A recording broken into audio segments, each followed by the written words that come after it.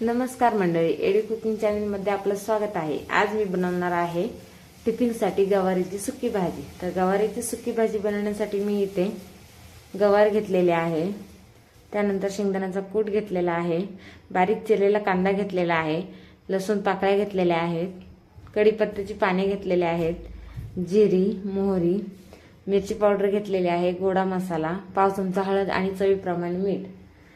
तर आता आपण रेसिपीला सुरुवात करूया। आता इथे मी तेल गरम करून घेतलेलं आहे, त्यामध्ये मी मोहरी टाकते, त्यानंतर जिरे टाकते,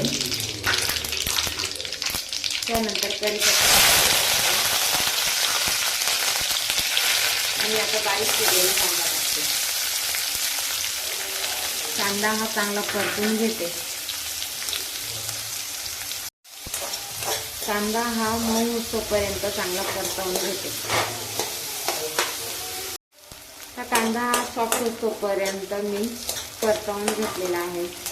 आता त्यामध्ये मी गवार टाकून चांगली परतवून घेते।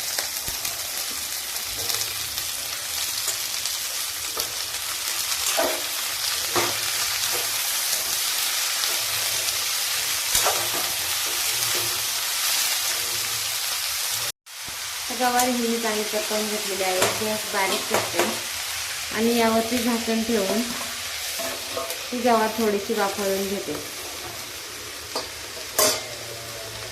गवार ही वाफळलेली आहे। आता त्यामध्ये मी 1 चमचा मिरची पावडर, गोडा मसाला, हळद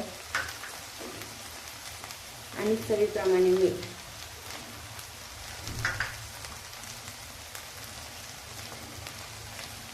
हे सर्व मसाले टाकून घेतलेले आहेत। आता हे एकदा चांगलं परतवून घेते।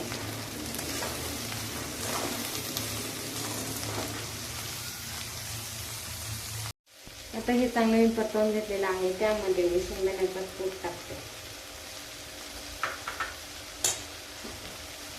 शेंगदाण्याचा कूट टाकून चांगलं परतवून घेते।